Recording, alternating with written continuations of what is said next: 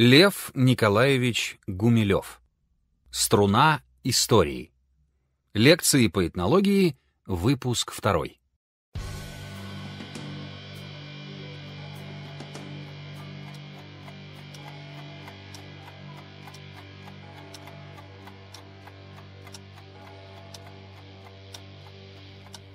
Лекция 6. Вспышки этногенеза.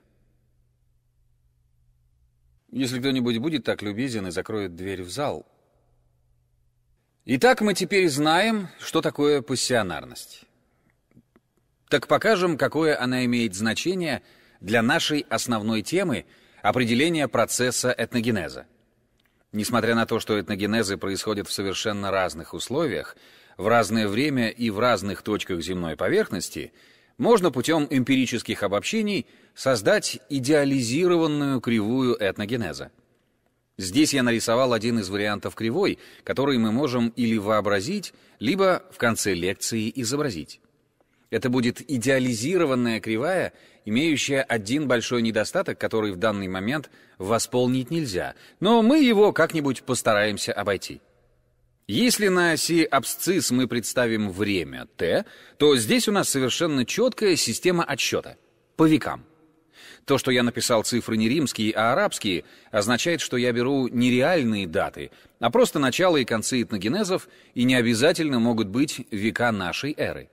А по ординате мы, не имея математических данных по подсчету пассионарности как величины, мы еще не научились ее измерять, как научились измерять теплоту в калориях или механическую силу в килограмма-метрах, но мы можем дать ей характеристики, которые сказываются на явлениях культуры. Культура для нас является как бы индикатором пассионарности, показывающим, как проходит идеализированный процесс пассионарности, который сказывается на том, что возникают и исчезают этносы.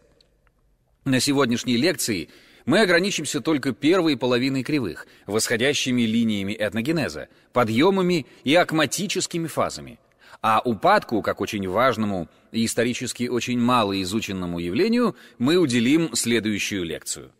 Итак, с чего начинается пассионарность? Вы видели, как она начиналась в Аравии при Мухаммеде, вернее, до Мухаммеда. Мухаммед был уже из 3-го или 4-го поколения пассионариев. Но что он произвел? Он собрал вокруг себя своих верных друзей, своих мухаджиров, которые организовали группу людей, связанных единой судьбой. Консорция, латинское «sors» — судьба, «consortio» — соучастие, товарищество. Это группа людей, связанных единой судьбой. Но они все переженились, и, пользуясь законами ислама, когда можно было иметь 4 жен и любое количество наложниц, размножились в большом количестве. И они вместе со своими семьями составили уже не консорцию, группу людей, объединенных судьбой, а конвиксию, группу людей, объединенных образом жизни. А поскольку они имели успех в данном частном случае, то втянули в себя почти все население Аравии. Население или не пассионарное совершенно, но вполне инертное и жившее своей жизнью, либо пассионарное, но с другой доминантой, которые вовсе не хотели сражаться за дело ислама и установление веры в единого Бога. А хотели, скажем, получать капиталы, строить дворцы, развлекаться в садах и гаремах, причем они делали это тоже достаточно активно. Столкновение этих двух доминант привело к тому, что лицемерные мусульмане победили и оказались хозяевами многих стран, завоеванных раньше, в частности Персии. Потом Египет они прихватили, потом уже сами лицемерные мусульмане отправились в Среднюю Азию с одной стороны и в Северную Африку с другой, и так дошли вплоть до Испании. То есть они... Сначала все арабоязычные народы объединили вокруг себя, создав сначала субэтнос, чисто арабский, очень монолитный, затем этнос. Это арабы, как мы понимаем их в настоящее время. А потом суперэтнос, то есть понятие араб и понятие мусульманин стали идентичны на некоторое время. Арабом назывался тот, кто подчинялся халифу и исповедовал веру ислама. Вот этот процесс находит отражение на кривой этногенеза.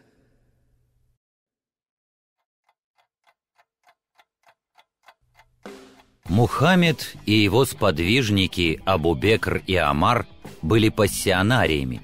Но Осман, третий халиф, был обыватель. Его и сделали халифом, потому что разбившиеся на партии пассионарии хотели иметь во главе нейтральную фигуру. Но он провел на должности родственников, среди которых были и совсем неактивные люди, и субпассионарии, и пассионарные лицемерные мусульмане.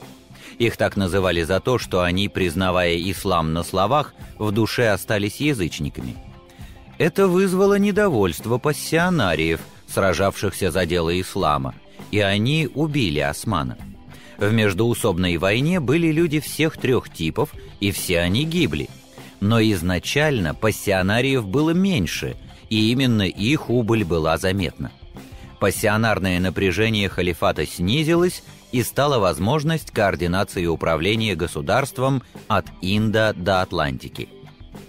Арабские завоевания начались в 30-е и 50-е годы VII века при халифах Абу-Бекре 632-634 годы, Омаре 634-644 годы, Османе 644-656 годы. В 633 году началось вторжение в Южный Ирак, Палестину и Сирию. Были взяты Дамаск, Иерусалим, 638 год, Вавилон, 641 год, Александрия, 642 год.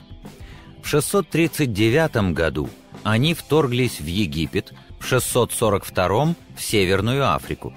В 651 году вся территория персидского государства сасанидов до реки Амударьи была включена в состав халифата. В 640 году арабские войска вторглись в Армению, правители которой в 652 году признали независимость от халифата. В 654 году сдалась столица Восточной Грузии Тбилиси. На втором этапе завоеваний, начавшемся в конце VII века, арабы завоевали Северную Африку. В 711 году войска арабов и берберов высадились на Пиренейском полуострове. Разгромив вестготов в 711 году, они взяли Кордову, Толедо и другие города. К 718 году весь Пиренейский полуостров перешел в руки арабов. Но так как зоны у этих завоевателей мира были совершенно разноплеменные, то, естественно, никакие расовые антропологические различия учитываться при таком создании этноса не могли.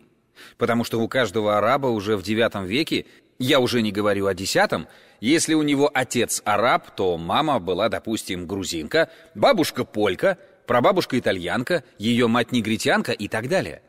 То есть это была невероятная расовая смесь и при этом абсолютный этнический монолит.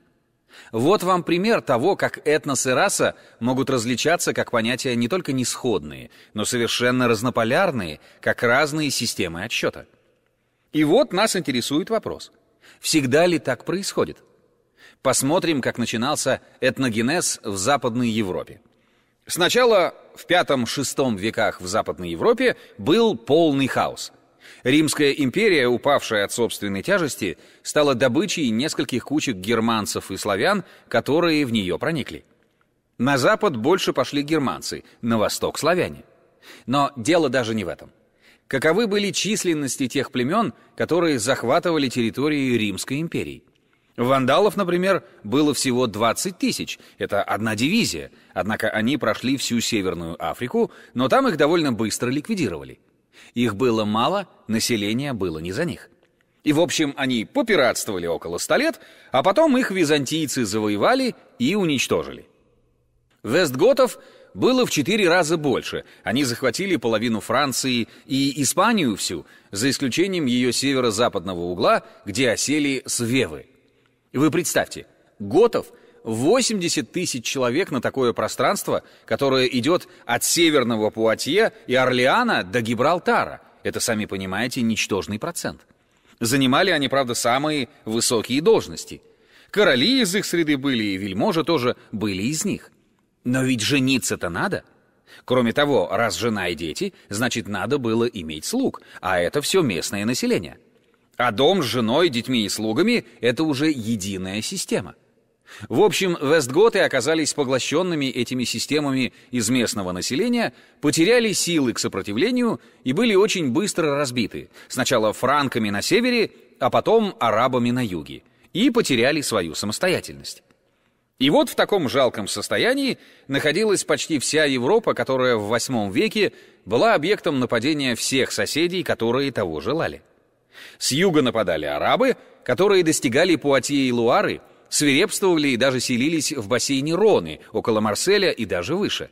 Правда, на левый берег Роны, на восточный их не пустили. Эта область, называемая Септиманией, стала местом поселения арабов. Кроме того, они, базируясь в Алжире, Омане, Тунисе и других городах, захватывали Сицилию, грабили все берега Италии и Южной Франции столько, сколько им этого хотелось. И сопротивление им было чрезвычайно слабым. Вы сами представьте себе, если бы сейчас Алжир начал воевать со всей Европой, вот теперешняя республика Алжир. Я думаю, что война не продолжилась бы более 2-3 дней и не в пользу Алжира. А тут она продолжалась несколько веков и в пользу Алжира. Вот вам разница между пассионарным этносом и этносом, лишенным пассионарности. Септимания, современная французская провинция Лангедок, историческое название территории во Франции, расположенной между Средиземным морем, Пиренеями, рекой Гаронной, южными Севеннами и рекой Роной. С начала V века ее заняли вестготы и создали свое королевство. Затем оно было заселено еврейскими колонистами, которые в VI и VII веках поддерживали хорошие отношения со всеми вестготскими правителями, а те были тесно связаны с арианскими христианами. Местное население было так перемешано, что их называли то готами, то евреями. В 719 году Септиманию, а в 720 году Южную Галлию завоевывают арабы. Дальнейшее их продвижение в Европу было остановлено после разгрома арабских войск франками Карла Мартелла близ Пуатье 4 октября 732 года и взятием Пипином Коротким Нарбонна в 759 году.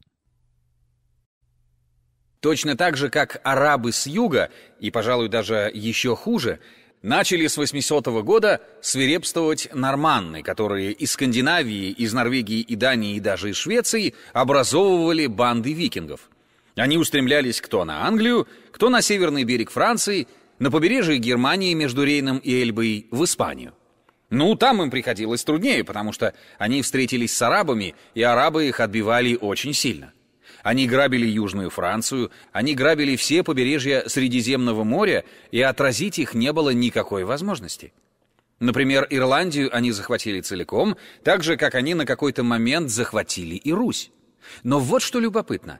Ни в Ирландии, ни в России не осталось от них никаких следов, хотя самый факт захвата был совершенно точно. Но нас сейчас интересуют не викинги, нас сейчас интересуют европейцы. Они-то чего были такие лопоухие, что не могли от этих морских разбойников защититься? А они действительно не могли. Они бежали, плакали, молились Богу, служили бесконечные молебны вместо того, чтобы идти на стены и отбивать противника.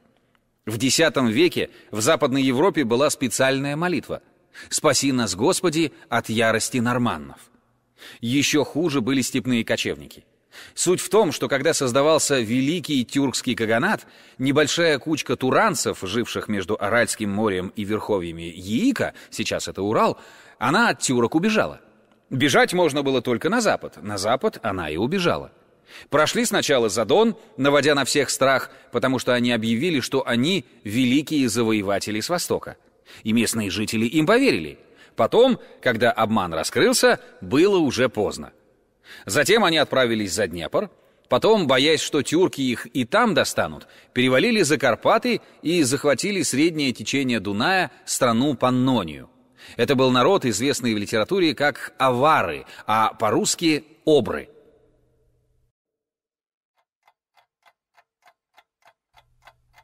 Великий Тюркский Каганат был создан в 552 году древними монголами-сяньбийцами, смешавшимися с алтайскими кочевыми племенами.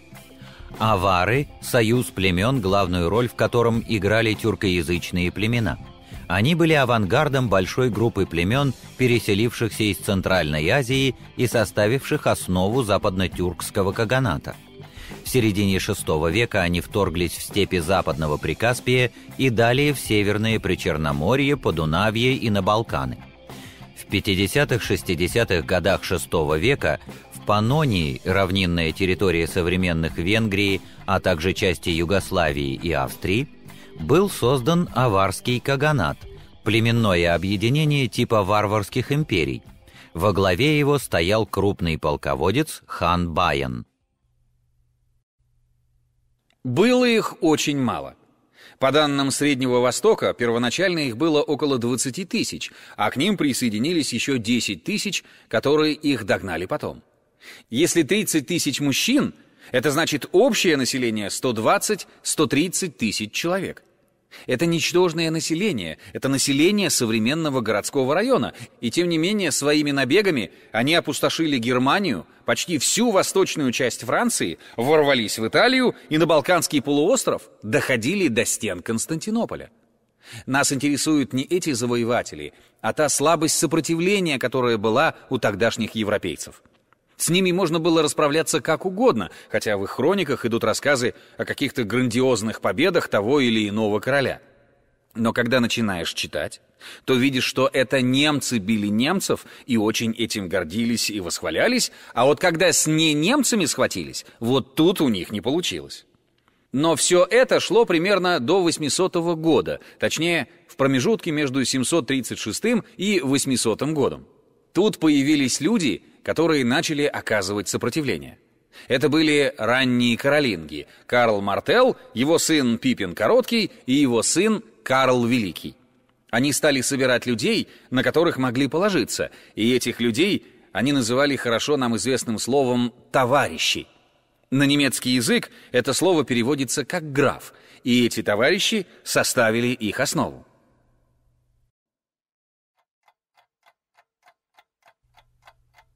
Немецкое «граф» в раннее Средневековье в Западной Европе королевское должностное лицо. Во франкском государстве они обладали со второй половины VI века в своем графстве судебной, административной, военной властью. Впоследствии должность стала наследственной и титулом высшего дворянства. В России этот титул введен в XVIII веке Петром I. Каролинги – королевская и императорская династия во франкском государстве. Получила название по имени Карла Великого. В 751 году она сменила мировингов и прекратила существование в X веке. Карл Мартелл – майордом франкского государства мировингов 715-74 годы. Нанес поражение знати Нейстрии и Аквитании и восстановил единство франкского королевства, фактически сосредоточил в своих руках власть при последних мировингах. Одержал победу над арабами в битве при Пуатье, 732 год, и подчинил племена фризов и алиманов. Пипин Короткий, франкский король в 751-768 годах, первый из династии каролингов, сын Мартелла. Будучи майордомом 741-751 годы, сверг последнего короля из династии мировингов и добился своего избрания на королевский престол, получив на это санкцию римского папы. Карл Великий, 742-814 годы. Король франков с 768 года, император с 800 года. После смерти своего отца Пипина Короткого, 768 год, стал править частью франкского государства, другая была во владении его брата Карломана. После смерти отца всеобщий исход франков постановил, что править будут одновременно два сына – Карл и Карломан.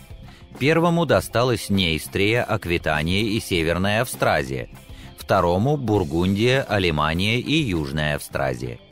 После смерти брата в 771 году Карл объединил всю страну под своей властью. В результате многочисленных завоевательных походов расширил границы королевства. В 800 году был коронован в Риме папой Львом III императорской короной. В период его правления налеты викингов успешно отражались.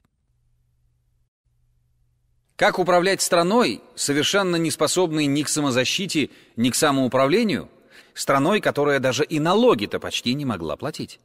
Потому что крестьяне делали такую малую запашку, чтобы только прокормить себя и семью, а так, вообще говоря, они работать не хотели, волынили. Чтобы управлять такой страной, надо было создать для них какие-то условия.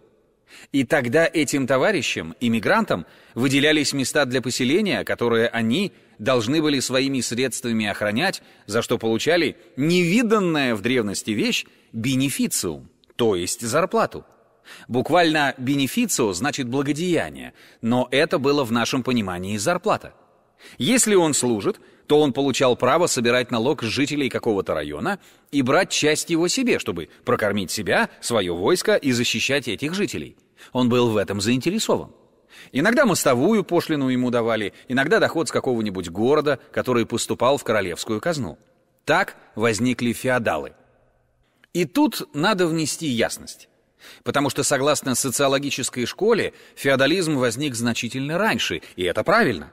Потому что феодализм и феодалы той или иной страны – это понятия далеко не всегда совпадающие.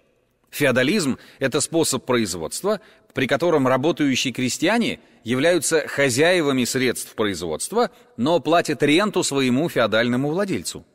Такой феодализм начался в Риме и в Дакии еще в III веке, когда выяснилось, что невыгодно держать рабов в тюремных помещениях и в каких-нибудь эргастериях на фабрике. А выгоднее превратить их в колонов, то есть поселить их на земле и дать заниматься своей работой. И эта, так сказать, формация возникла уже тогда и существовала с тех пор, с III, а уж с IV века бесспорно. Тут можно спорить о разнице в десятилетии, но для нас это не имеет значения. Но дело в том, что при этой системе феодальных отношений тех феодалов, которых мы знаем, тогда еще не было. Таких пышных, понимаете, с пиками, с плюмажами, украшения из перьев на головных уборах и шлемах, с гербами в латах, с большими мечами, с перчатками, которыми они били друг друга по лицу, а потом тыкали друг друга копьями. Вот таких феодалов еще не было. Феодальные отношения – это одно, а вот эти? Они появились, вот те самые товарищи, но использовали они, естественно, ту систему, которая существовала до них. Ибо что служащему человеку надо? Надо, чтобы ему его службу оплачивали, но оплачивали каким способом? Если бы король прямо давал ему деньги из своей казны, он бы и на это согласился, ему было бы все равно. Нас же, с точки зрения этногенеза, интересует, откуда они набрали этих людей. Были ли это остатки богатырей эпохи великого переселения народов или будущие рыцари и бароны? Надо сказать, видимо, что в эту переломную эпоху было и то, и другое. Но тут они, так же как и мухаджиры при Мухаммеде, объединились вокруг Карла Великого, и создался даже цикл поэм и баллад о рыцарях круглого стола или рыцарях Франции. Рыцари круглого стола группировались вокруг мифического короля Артура, а пэры Франции вокруг Карла Великого. Он был первый среди равных, он с ними вместе пировал, он с ними вместе ходил в походы. За предательство наказывал даже не сам король, а наказывал Бог, помогающий на поединке правому победить неправого. То есть они жили как единая, крепкая, хорошая банда, возглавлявшая страну. Похоже на то, что было у Мухаммеда. Очень. Сейчас я, чтобы не отвлекаться, остановлюсь и перейду на третий пример, на историю Западной Европы. Там было тоже похоже, хотя в совершенно других условиях. А что же здесь похожего? С одной стороны, арабы, семиты. Понимаете ли, никаких таких феодальных обычаев у них не было, хотя вояки они были великолепные. Но это были кочевники, воины-купцы. А с другой стороны, люди, которые не знали, что такое торговля, торговать совершенно не умели. Купцы, которые приезжали к ним, их безбожно обманывали. В чем же тут общее? Общее, понимаете, в том моменте, который удалось подметить. Отношение общества, общественной системы к человеку и отношение человеческого коллектива к природным условиям. Вот эти два индикатора для нас будут важны. Как мы вскрываем все этнические отношения? Только исследуя модификации и изменения общественных отношений. В истории такого нет. История нас ведет к цели, как путеводная нить Ариадны, которая помогает нам выйти из лабиринта. Поэтому нам историю надо знать, но только для этого. Что же мы можем отметить для этой фазы становления этногенеза? Общество, будь то арабы, монголы, древние евреи, византийцы, франки, оно говорит человеку одному: будь тем, кем ты должен быть. В этой иерархической системе, если ты хороший король, будь королем. Если ты министр, будь министром. Если ты рыцарь, будь рыцарем. И не вылезай никуда. Неси свои функции. Если ты слуга, будь слугой. Если ты крестьянин, будь крестьянином. Плати налог. Никуда не вылезай. Потому что в этой сверхотлаженной иерархической системе людям, составляющим консорцию, каждому уделяется определенное место. Если они начнут бороться друг с другом за место, а не преследовать одну общую цель, они погибнут. Если это случается, то они и гибнут. А в тех случаях, когда они выживают, это действует тот самый императив.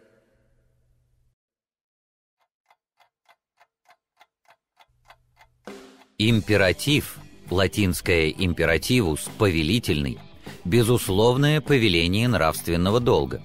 Термин введен Иммануилом Кантом с двумя формулировками: «Поступай только согласно такой максиме, руководствуясь которой ты в то же время можешь пожелать, чтобы она стала всеобщим законом».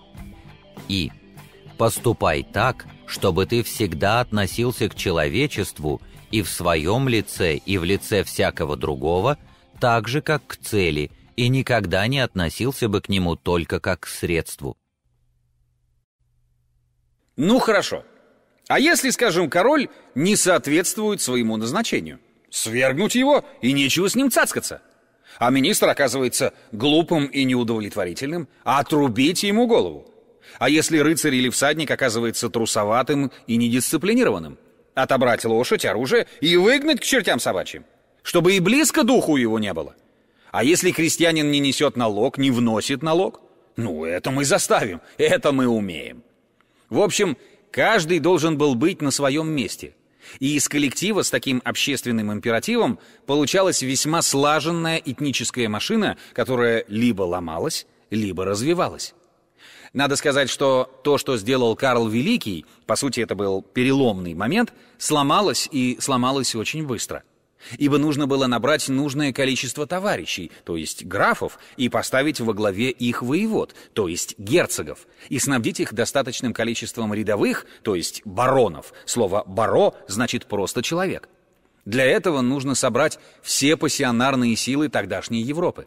А Европа тогда была маленькая, она простиралась от Эльбы до Пиренеев и от Альп примерно до Нормандии. Британия в нее не входила, там господствовали кельты, они не считали себя сопричастными европейскому миру.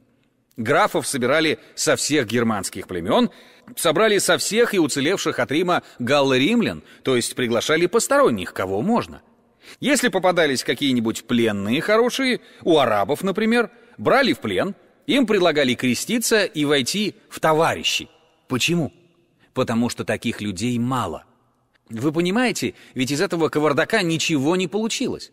Потому что этнос не только единица социально организующаяся, она должна учитывать свои природные формы.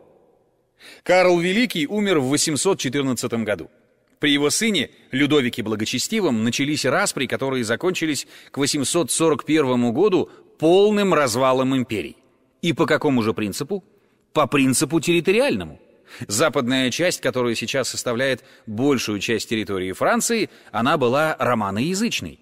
Там говорили на испорченной латыни, которая сейчас стала французским языком. Восточная часть была германоязычной, там была смесь немецких наречий, одно из которых мы сейчас изучаем в школе. Но в X веке понимали они друг друга довольно трудно. Французы будущие понимали друг друга легче. Но самое главное, и те, и другие составляли два крыла империи и терпеть не могли друг друга. Германцы говорили, что они храбрые богатыри-завоеватели. Читать-писать мы, конечно, не умеем, но зачем это настоящим мужчинам и тем более красивым женщинам? Мужчины должны воевать, женщины должны рожать и воспитывать детей, и как можно больше, потому что воевать придется долго, и все равно большую часть перебьют. Так что давай! В общем, в этом они видели смысл жизни. И, кроме того, развивались как хотели. А западные франки сохранили остатки римской культуры и говорили: ну что с этими охламонами разговаривать? Дикий же народ! Ну, храбрость у них, конечно, есть, но ведь и мы не лыком шиты. А вообще-то ведь неприятно с ними даже одним воздухом дышать. То ли дело, я приду вот к своей Матроне, поговорю с ней о Сидонии Аполлинарии или о Лукиане Самосадском. А если даже я этого ничего и не знаю, то все равно, у меня дедушка это знал. Так многие в нашем поколении говорили: я-то французского языка не знаю, но вот мамочка у меня знала хорошо. А они примерно так же говорили по латыни. И вообще, ну с немцем, ну кто хочет жить с немцем? А посередине между Роной, Рейном и Альпами, карту я не повесил, но я думаю, все представляют, поселилось третье племя, совершенно ни на кого не похожее – бургунды. Германское племя, жившее ранее на севере Европы, около 406 года, вторгшееся в пределы Римской империи и образовавшее свое королевство. Бургунды были самые культурные из всех германских племен. Они были такие очень высокие, рыжебородые, но бород не стригли, волосы носили на голове густые и выпить были не прочь. Притом они были очень добродушные и способны к наукам, так как они были германцами, хлебнувшими древнеримской культуры. Кроме того, они были ариане. Это было одно из ответвлений ранних ересей христианской церкви, и поэтому они выделялись среди прочих. Их потом заставили принять католичество, но они, так сказать, это делали с полной неохотой и выделялись как что-то особое.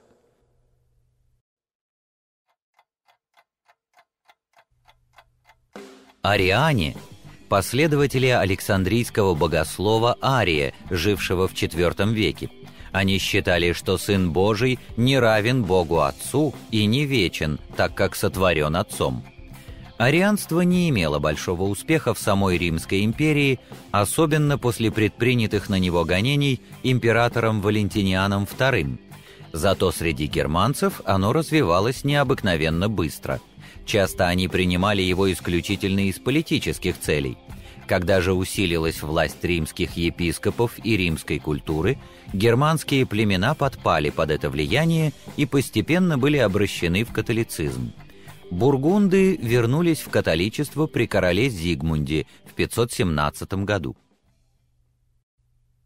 То есть образовалось уже 3 совершенно непохожих народа или 3 породы людей, можно так сказать.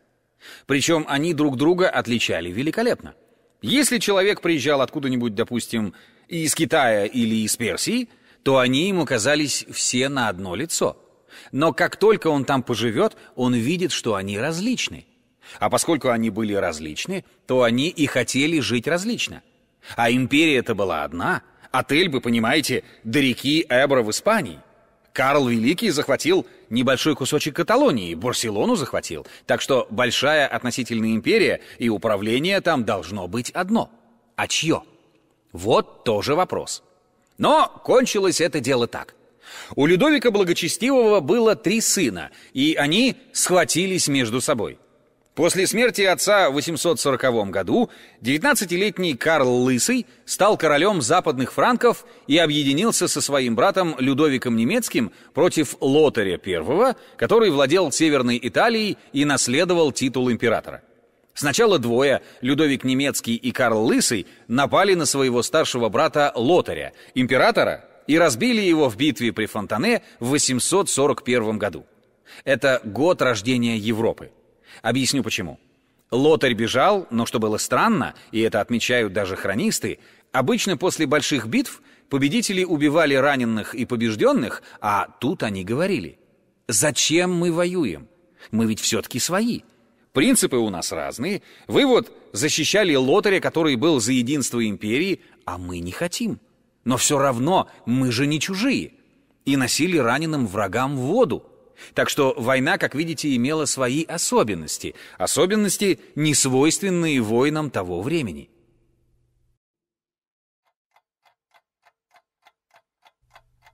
Людовик Немецкий король Восточно-Франкского королевства, основатель династии немецких каролингов. По первому разделу империи в 817 году получил Баварию. По Верденскому разделу в 843 году германские области к востоку от Рейна, а по договору от 870 года и Восточную Лотарингию. Участвовал в междоусобной борьбе своих сыновей Карломана, Людовика-младшего и Карла Толстого, между которыми он поделил свои владения в 865 году. Карл Лысый – первый король Западно-Франкского королевства с 840 года и император Запада с 875 года. После раздела империи в 829 году шестилетний Карл получил Алеманию, часть Эльзаса и Бургундии. Затем к ним была присоединена Аквитания. И кончилось это дело тем, что через 2 года в городе Страсбурге Карл и Людовик зачитали клятву. Причем Карл читал на немецком языке для воинов немцев, а Людовик читал на французском языке для воинов франков. Клятва была примерно одна и та же, о том, что они делят свою страну пополам. Немцы будут жить отдельно, французы, впервые было произнесено это слово, будут жить отдельно. До этого не было никаких французов, были галло-римляне и вольский Рейна. А на востоке были всякие немецкие племена, называвшиеся тевтоны. А тут было сказано «тевтоны и французы» — это различные франки. Франки же были и на той, и на другой стороне. Франки — это название того племени, которое возглавило всю империю, а империя франков Карла Великого, теперь развалилась. А Лотарю что? Лотарю отдали никому не нужную Италию, завоеванную по тем временам без большого труда, и полоску земли от Средиземного моря до Ла-Манша, которая с тех пор называлась Лотарингия. Потом она развалилась, естественно. Это была очень условная область, которую неизвестно было куда приткнуть. Развалилась она на части. Бургундия выделилась на юге, это там, где сейчас Лион, Гренобль, вот эти города. Прованс выделился в особое Арелатское королевство, там, где город Арль был столицей. Северная Лотарингия разделилась на Фландрию и, собственно, Лотарингию, которая до сих пор так и называется. То есть это условно-политическое образование оказалось нежизнеспособным, ибо этнического наполнения оно не имело.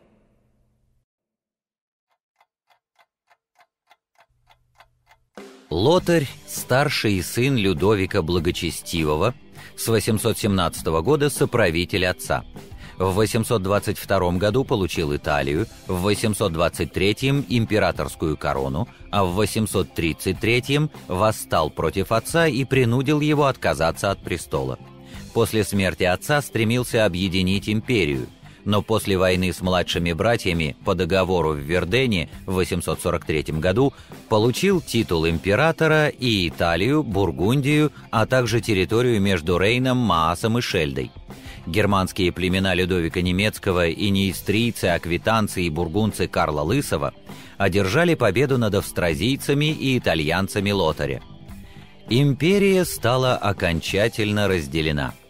Людовику Немецкому отошли все земли к востоку от Рейна, за исключением Фризии, примерно современная Голландия. Он владел Саксонией, Франконией, Швабией, Баварией. Увеличил свое королевство и Карл. К нему отошла вся западная часть Франции, кроме юго-восточной и восточной ее частей и области к югу от Пиренеев. Этот раздел франкского государства соответствовал границам расселения будущих народностей – французов, немцев и итальянцев – и положил начало государств Франции, Германии, Италии. Лотарь сохранил титул императора и контроль над Северной Италией и пограничной территорией между западно-франкскими землями Карла и восточно-франкскими землями Людовика. Вскоре началась длительная борьба за территорию Среднего Королевства и императорскую корону между его сыновьями и их дядьями Карлом Лысым и Людовиком Немецким, королями Западного и Восточного королевств. Что же испытывала природа за то время, пока шло рождение этноса? Надо вам сказать, что древние римляне для того, чтобы прокормить друг друга, уничтожили почти всю природу западного Средиземноморья. Сделали они это для того, чтобы сохранить свой великолепный город с 2-миллионным населением, с коммунальными квартирами, с плохеньким водопроводом, с еще худшей канализацией. А также с жуткой толкотней на улицах, где не было только что смога, а вообще духота была страшная. Они свели леса не только в Италии, но и в Северной Африке, в Испании. Свели почти все леса в Галлии, но там климат, к счастью, влажный, так что это не оказало столь трагических последствий. Они распахали огромное количество земель и пахали их хищнически для того, чтобы получать каждый год как можно больше хлеба, чтобы накормить свое римское население. Почему? Да потому что иначе оно бы устроило им бунты и убивало императоров. Ну а хищническая распашка, как вам известно, идет без пользы. В общем, все это римляне проделывали так, как умеют это делать цивилизованные люди. Но когда этих римлян прикончили, потому что, несмотря на всю свою цивилизацию, они потеряли пассионарность и защищаться не было сил, они не столько сражались, сколько были сражаемы, а потом уничтожены, попросту говоря, вымерли, то земля тогда отдохнула. Редкое население осталось после всех солдатских движений, после гибели в римских провинциях, после походов Флавиев тоже было не очень много. И земля отдохнула, выросли леса. У Дорста это очень хорошо описано в книге «До того, как умрет природа». Москва, 1968 год. Рекомендую прочесть. Десяток стран заросли лесом за эти годы. Расплодились и дикие животные, и птицы местные и перелетные, водоплавающие, куропатки, зайцы. То есть страна, обеспложенная и кастрированная цивилизацией, опять превратилась в земной рай. И тут оказалось возможным производить защиту этой страны, Франции. И оказалось, что имеет смысл ее защищать, потому что жить-то в ней хорошо. А враги, как я сказал, были повсюду. С севера и с запада нападали норманы, с юга арабы, с востока авары. Потомки Людовика Благочестивого и Каролинги, и немецкие его потомки были людьми исключительно бездарными, просто на редкость бездарными. Спрашивается, зачем же тогда французы и немцы поддерживали таких королей? Да они не их поддерживали. Они выдвигали их просто как знамя, как лозунг, как идеограмму, как символ, за который можно сражаться, защищая свою независимость. Да им, в конце концов, было безразлично, какое слово произносить. Только когда они говорили «Карл Лысый» или «Людовик», то они знали, что они под этим подразумевают.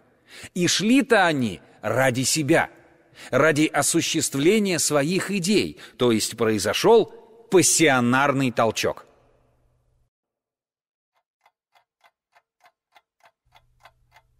Исторически установленный момент пассионарного толчка является пусковым моментом этногенеза, после которого возникает данная этническая система.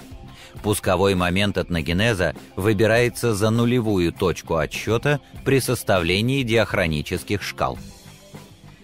После смерти Карла Великого его наследники враждовали друг с другом за власть, вместо того, чтобы оборонять ее. В ходе этих междинастических усобиц увеличилось феодальное дробление бывшей империи. Налеты викингов стали более успешными. В 834 году они разорили торговые города Руан, Гаронну, Париж, в 845-м Париж и Гамбург.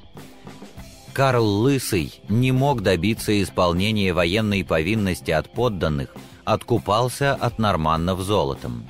Затем передал защиту королевства в руки вассалов, Роберт Храбрый и другие. Однако, несмотря на свою слабость, он в это же время делал небезуспешные попытки расширить свои владения, нападая вовремя на своих еще более слабых соседей.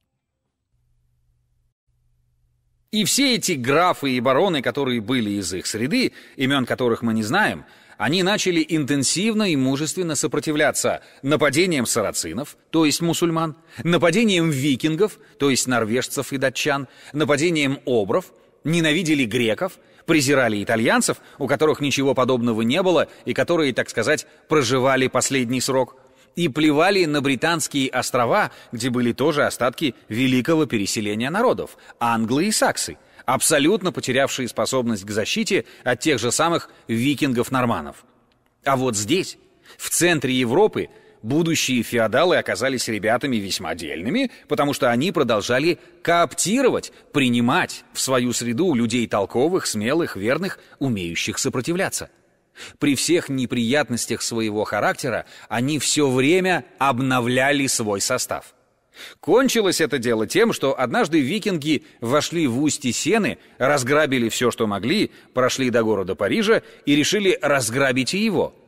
Париж в то время был городом не очень большим, но, так сказать, довольно все-таки заметным. И парижане, конечно, бросились в церкви молиться о том, чтобы святые спасли их от ярости норманнов. Но у них оказался толковый граф. Эд его звали, граф Парижский. Он сказал: «Ничего подобного. Святые нам помогут, если мы сами себя не забудем. А ну-ка, все на стены!» Собрал в кучу своих ребят и стал всех выгонять на стены защищаться, и чтобы жены и ребятишки, которые повзрослее, таскали воду и пищу. А тех, кто кричал «я не пойду, у меня миокардит», вот справка от врача, он тут же хватал с помощью своих ребят и тащил на стену. Постоишь и с миокардитом, ничего. Результат был потрясающий. Норманы взялись всерьез штурмовать Париж и не смогли его взять. Явился Карл Толстый, король из династии каролингов, потомок Карла Великого с войском. Постоял и ушел, побоялся сражаться. А Эд кричал: «Не сметь уходить со стен! Вот я вам дам! Вот я вам покажу!» И Париж уцелел. Это произвело на всех такое впечатление, хотя тогда телефонов не было, радио тоже не было, и телеграфа и почты не было, но передавали люди новости не хуже, чем у нас, даже лучше. Парижане посмотрели и сказали: «Вот этот нам нужен! Вот такого бы нам короля!» И они отказались подчиняться законной династии.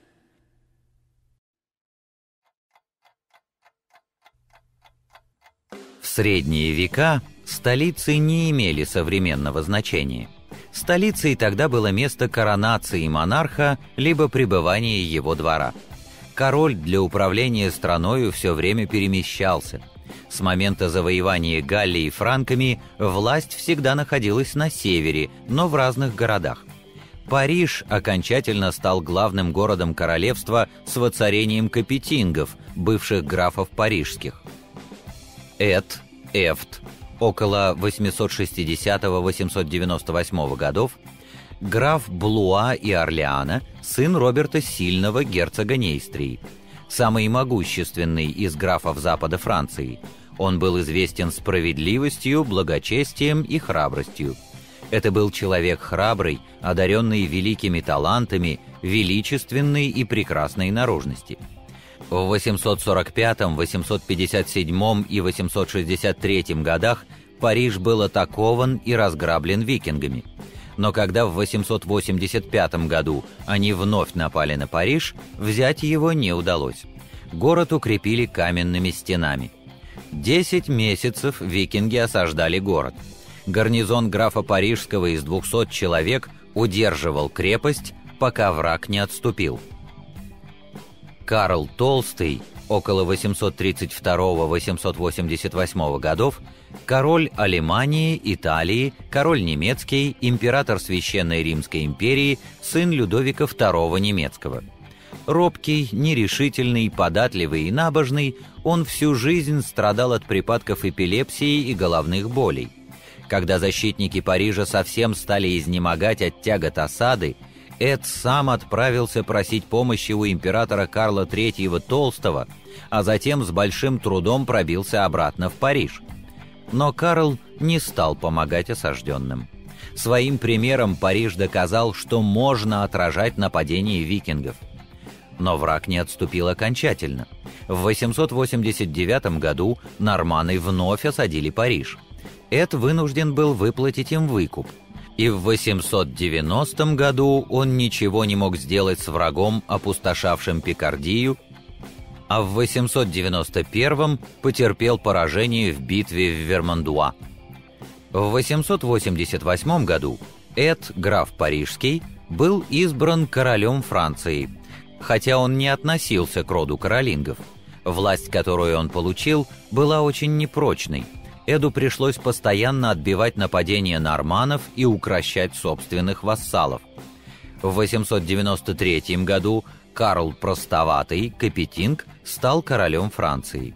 В войне с Эдом Карл потерпел поражение, но в 897 году они помирились. Карл был объявлен наследником Эда. Год спустя Эд умер, и Карл взошел на престол. Провозгласили Эда королем Франции. Ну, правда, у него этот номер не прошел. Было преждевременно. Но, в общем, история повторилась через 90 лет, когда Гуго Капет, тоже граф парижский, был таким же образом провозглашен за свою энергию, за свои личные качества королем Франции, а каролингам отказали в повиновении. Последнего герцога Карла Лотарингского из рода каролингов поймали, посадили в тюрьму, где он и умер.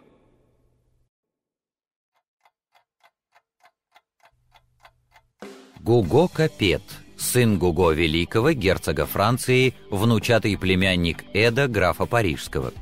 Избран королем Франции в 987 году, основал династию Капетингов. Династия каролингов пресеклась почти одновременно в 3 королевствах. Итальянско-лотарингская линия в 924 году в лице короля Людовика III Слепого, немецкая в 911 году в лице короля Людовика Дитяти, французская в 987 году в лице короля Людовика V Ленивого.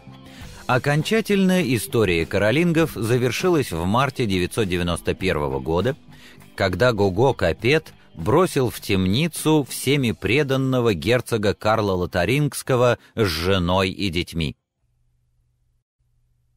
Что это такое?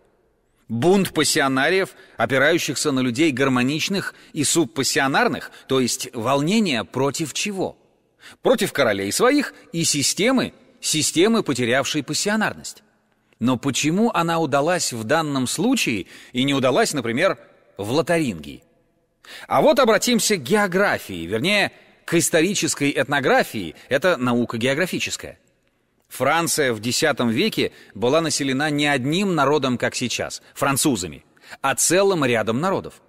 Полуостров Арморику заселили кельты, бритты, и с тех пор она называется Британь. К югу от Луары до Гаронны жил народ Аквитаны, который, потеряв свой язык и культуру, сохранил память, что они аквитаны. И поэтому они очень не любили своих соседей, живших по другую сторону Луары, на Сене и Марне. Там поселились франки, которые перемешались с местным галло-римским населением. К югу от Гаронны, между Гаронной и Пиренеями, жили баски, оболтавшиеся во французском языке в гасконцев. Римское население, состоящее из римских колонистов, ассимилировавшихся там, населяло южный берег Франции около Средиземного моря. Они так и называли всю свою страну – провинция или Прованс, а себя – провансальцами.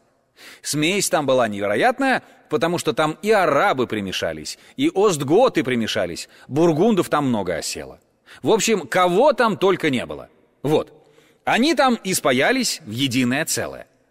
Лион такой, кажется, французский город, если не знать, что до XIV-XV веков он считался немецким городом, потому что он принадлежал королевству Бургундии. А Бургундское королевство входило в Германскую империю на правах автономного герцогства. В Эльзасе, тоже как будто французская провинция, жило население, состоящее из германского племени алеманов. И кроме того, норманны заселили тот северный полуостров, который вдается в Ла-Манш, и с тех пор он называется Нормандия. В 911 году король Карл Простоватый даровал Руан с окрестностями вождю викингов Ролану Пешеходу. Владения его стали известны как Terra Normanorum, что по латыни значит «земля норманнов» или «Нормандия». И ведь вы знаете, каждый из этих этносов, которые я перечислил, я еще довольно грубое дал перечисление, обобщающее, он хотел жить самостоятельно, сам за себя. Откуда силы взялись? Ведь еще 200 лет до этого они позволяли себя грабить и истреблять как угодно, но тут оказалось, что они все могут себя защитить великолепным образом. Эти бретонские кельты, убежавшие от англосаксов в сторону Эльбы из Англии, они оказались победителями не слабыми. Правда, норманны потрепали их очень сильно и, в общем, подчинили себе. Но, в общем, кельты самостоятельность сохранили. Бургунды хранили самостоятельность до XVI века, гасконцы также и даже дольше. И так далее. И все начали воевать не за единую целостность королевства Францию, которая как юридическая норма существовала, но они воевали каждый сам за себя. Казалось бы, при такой раздробленности они должны были быть совершенно бессильными, а оказалось ничего похожего. Тут-то они силы и нашли. Тут у них появилось огромное количество людей, которых мы, по определению нашему, назвали бы пассионариями, которые начали искать себе применение. Они превратились в своего рода свободные атомы, которые, не находя применения в своей стране, излишние пассионарии начинали искать службы то у французского короля, то у тулузского графа, то ехали в Испанию. И, наконец, поперли, слава богу, их сплавили в крестовые походы, чем открылась эпоха колониальных захватов Европы.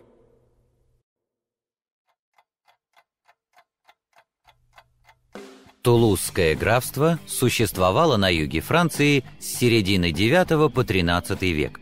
По богатству и влиянию соперничало с королевскими владениями. Города графства Тулуза, Нарбон, Ним и другие процветали благодаря средиземноморской торговле. Наиболее известный граф Тулузы, соперник французского короля Раймонд Тулузский, в 1096 году возглавил в первом крестовом походе рыцарское ополчение из Южной Франции. Эти устойчивые маленькие государства отбили викингов, удержали свою самостоятельность, свои обычаи, свои нравы, которые вырабатывали каждый по своему образцу. Это то, что называется провинциальной культурой. Тогда-то были не провинциальные, тогда были просто местные обычаи. И все это вместе было за счет того, что они установили иерархическую систему соподчинения. И править такой системой крайне трудно. Большое количество пассионариев, свободных атомов, мешало всем. Не давало возможности ничего организовывать, но вместе с этим защищало страну от всех возможных нападений и перенесло войну за море в Палестину. Лишь когда они исчезли, то оказалось возможным строить государство. И тогда наступает следующая фаза этногенеза. Фаза, называемая акматической. Мы говорили сегодня о подъеме, и я думаю, что акматическую фазу мы отложим на потом. А сейчас займемся еще одним вариантом пассионарного подъема и сложения этногенеза, который мы до сих пор не затрагивали, а именно все то, что связано с Византией.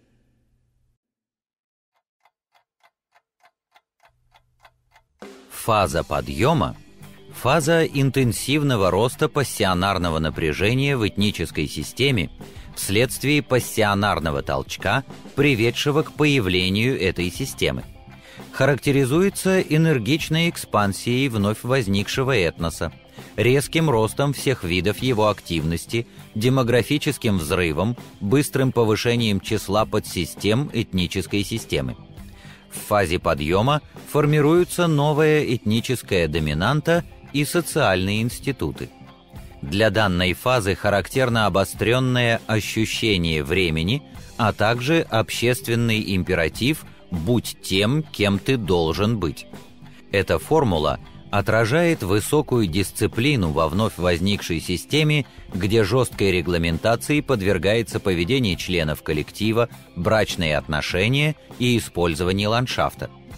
Однако, благодаря формирующемуся в фазе подъема новому стереотипу поведения, все эти ограничения воспринимаются людьми не как тягостная обуза, а как необходимые условия достойного образа жизни.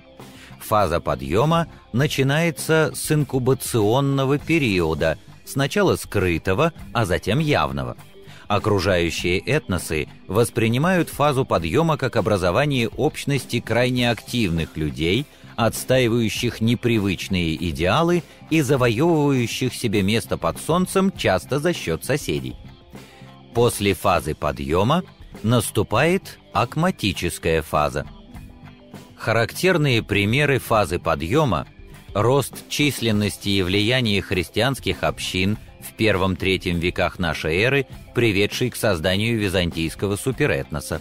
Древний Рим периода первых царей и завоевания Италии, VIII-VI века до нашей эры.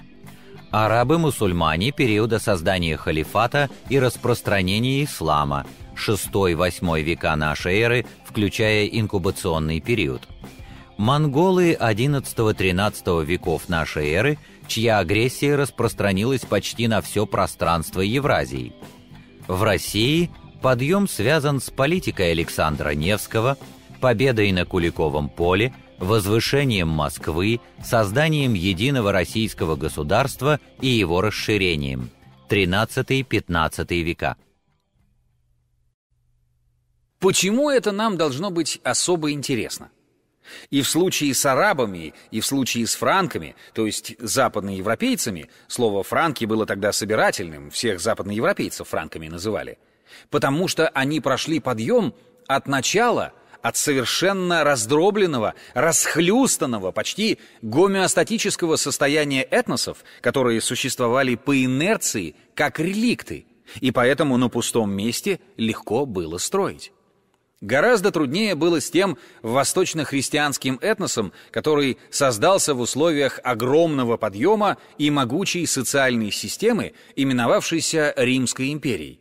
И тем не менее, он, понимаете ли, пробился через эту каменную стену. Вот как примерно у нас былинки пробивают асфальтовые дороги и вырастают, если их только не давят, опять-таки ногами и любой другой живой силой. Дело в том, что Римская империя в I веке, захватившая все Средиземноморье и наладившая там исключительно хорошую конструктивную систему администрации, экономики и хозяйства, она была довольно терпима к некоторым явлениям в один определенный период. И вот на востоке империи, в восточной ее части, субпассионарной до того, захваченной почти без труда, почти без боев, произошел пассионарный толчок. Толчок этот аналогичен тем, о которых мы говорили, отметили у арабов в VII веке и у западноевропейцев в начале IX века. Но произошел он на совершенно иной основе. Население Сирии, Палестины, Малой Азии было крайне разноплеменным. И вдруг, я подчеркиваю это, вдруг, потому что в первых двух отмеченных нами условиях тоже было вдруг. Там появились какие-то учения, которые заставляли людей сплачиваться в точно такие же консорции, как мы уже описали. Правда, принцип этого сплочения был несколько другой, но консорции имели ту же самую силу и то же самое значение. Если арабы сплачивались по принципу конфессиональному, по принципу исповедания единой веры, то здесь люди сплачивались по принципу исповедания своей веры или веры своих близких друзей. В это время в Палестине появилось большое количество пророков, которые говорили от лица того или иного бога, а иногда и от своего собственного. Ну, Христа все знают, но был тогда и Аполлоний Тианский, и был Гермес трижды величайший, Гермес Трисмегист, якобы это был человек, живший в Египте. Был Филон Александрийский, еврей, который изучил греческую философию и создал свою систему на базе, так сказать, вариантов греческого монизма. Создался и Талмуд, в этом участвовали два крупных еврейских раввина – Шамай и Гамалиил. То есть произошла реформа древней израильской религии.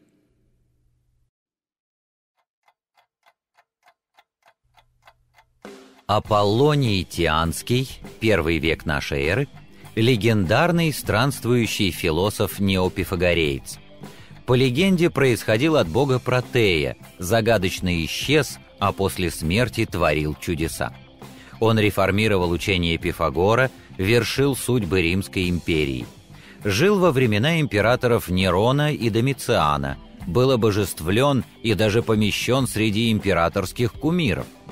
Его культ существовал более 300 лет как синкретизм. Мир, согласно его учению, это временное пристанище, в котором душа проходит испытание. Высший Бог не нуждается ни в каких жертвоприношениях. Путь к нему лежит только через совершенную праведность. Гермес Трисмегист, Гермес трижды величайший, гениальный египетский мудрец, якобы современник Моисея. Он был обожествлен, его имя стало именем божества, совместившего в себе черты египетского и греческого богов Тота и Гермеса. Согласно Платону, он открыл числа, геометрию, астрономию и буквы. Филон Александрийский – знатный иудей из Александрии. Предпринял попытку объединения ветхозаветного учения с греческим платонизмом. Он ввел в иудейское учение понятие логоса, как Сына Божия.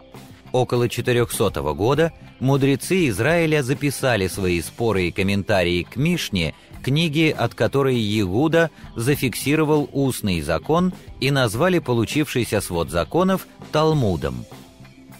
В конце I века до нашей эры в Палестине сформировались две влиятельные фарисейские школы, возглавляемые знаменитыми законоучителями. В эпоху Второго храма влияние учителей, рабби, становится выше приоритета первосвященников. Обе школы требовали строгого соблюдения законов ритуальной чистоты, запрета на контакты с язычниками и неревностно исполнявшими закон евреями.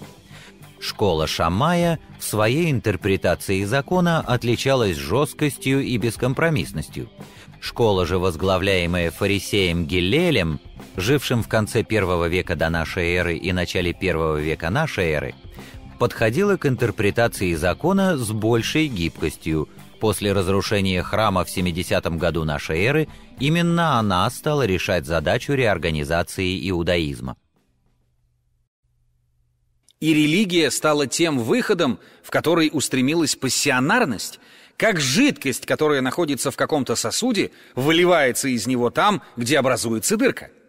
А дырка образовалась именно в вопросе религии, не потому что люди были в то время религиозны, а потому что в условиях административного гнета Римской империи это считалось можно.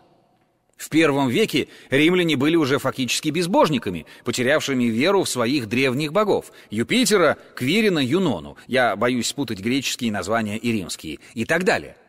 Они стали относиться к ним как к пережиткам своего детства, каким-то очень симпатичным реминисценциям, но никто всерьез не придавал этим богам никакого значения. Они уже начали превращаться в опереточные персонажи, что завершил Оффенбах постановкой «Прекрасной Елены».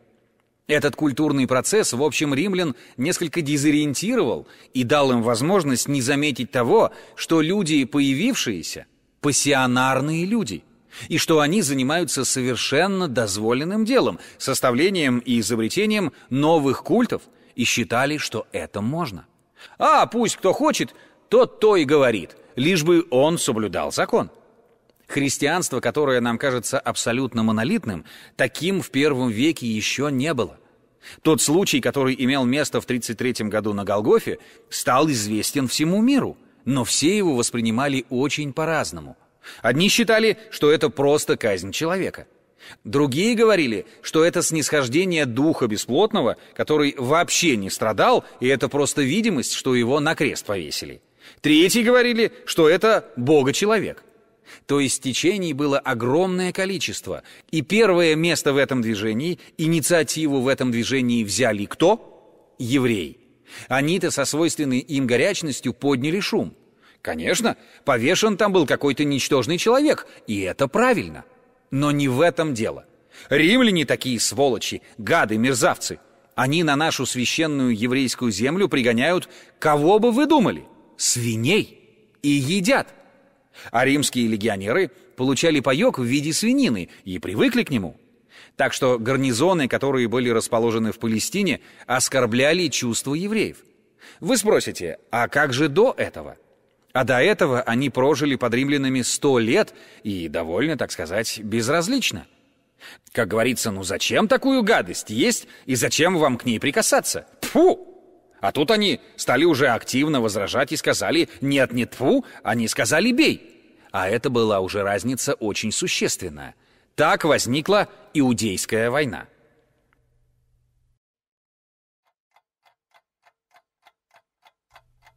Иудейская война 66-73 годов нашей эры – антиримское восстание в римской провинции Иудеи, За полвека до него, в VI-VII годах, в Палестине уже появились экстремисты-зелоты, но им отказали в помощи и синедрион, и фарисеи, ибо чрезмерные притязания зелотов вызвали волну антииудаизма.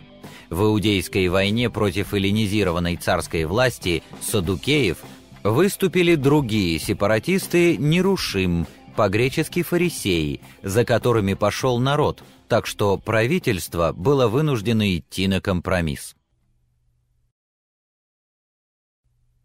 Вы понимаете, Иудейская война, может быть, была бы успешна, если бы не произошел этот самый пассионарный толчок. Древние евреи относятся к современным и будущим евреям так же, как римляне относятся к итальянцам.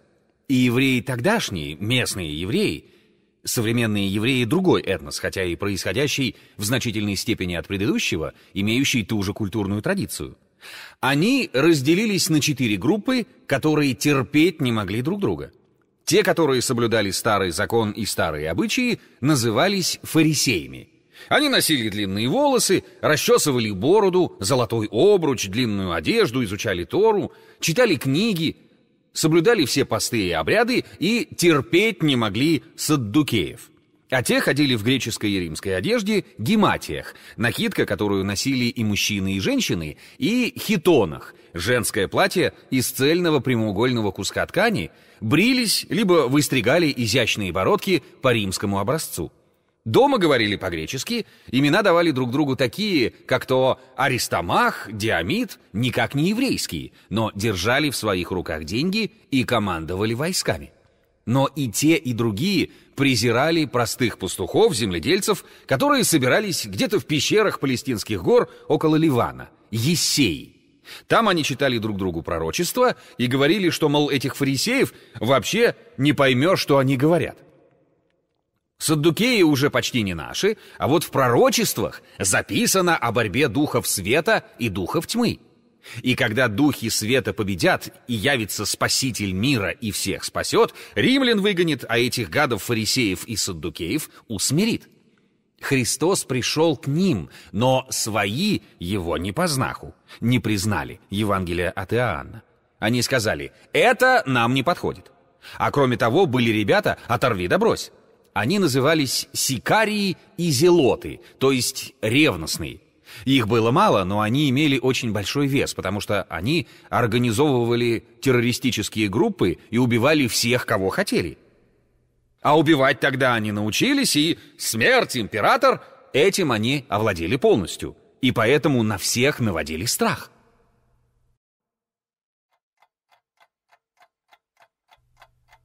Саддукеи были заинтересованы в поддержке римских властей.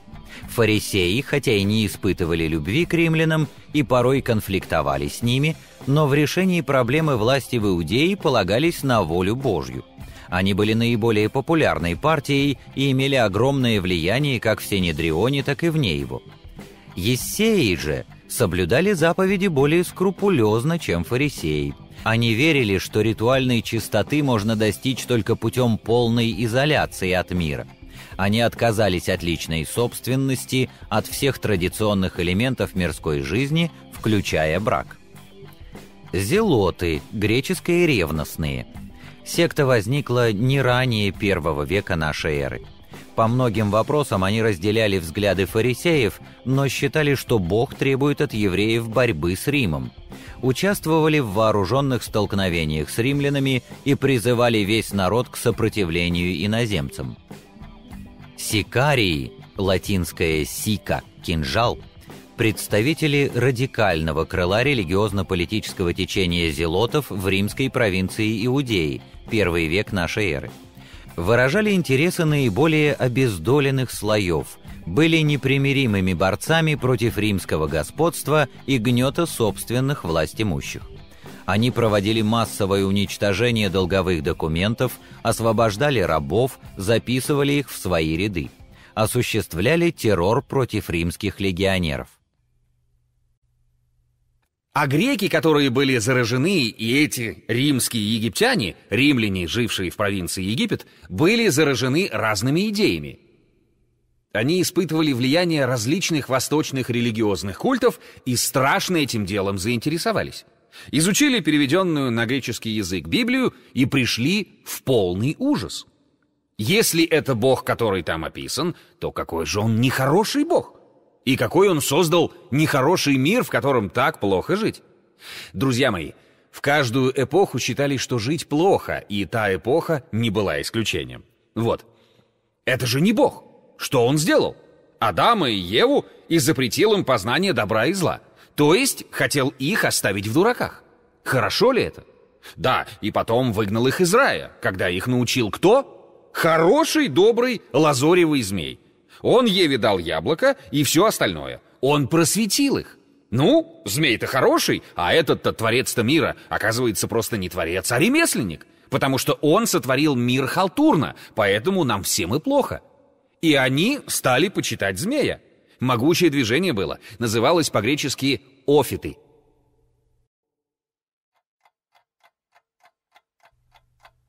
Гностические секты, почитавшие змею как символ высшего знания, видя в ней тот образ, который приняла Верховная Премудрость или Небесный Фон София, чтобы сообщить первым людям истинные знания. Это секты раннего гностицизма, восходящие с одной стороны к архаической мифологеме крылатого змея, олицетворявшего собой единство земли и неба как космогонических прародителей, а с другой к символу библейского змея, разрушившего райскую гармонию. Появились и христиане, которые верили в Христа, но они сразу разделились на целый ряд направлений. Одни говорили, что Христос, да, это Бог, все как следует, но пришел-то Он для евреев, и только евреев следует посвящать в христианскую веру. Так, кстати, говорил апостол Петр, а апостол Павел говорил нет. Ой, как они собачились между собой, я даже рассказывать не могу. И доносы писали один на другого, и под суд-то апостола Павла отдавали, но ему удалось вырваться. Он был очень хитрый и ловкий, потому что, когда его привели для допроса, он увидел, прикинул грамотно, в зале половина саддукеев и половина фарисеев. Он закричал: «Я фарисей, сын фарисея! Это саддукеи меня оклеветали!» И тогда все фарисеи встали на его сторону. Саддукеи стали кричать, что его надо казнить, а он закричал: «Нет, я римский гражданин!» и бумажку показал. «Меня если казнить, то меня надо на суд к кесарю, отправьте меня в Рим, потому что римского гражданина может судить только кесарь». И фарисеи все проголосовали его отправить в Рим, так он и выкрутился.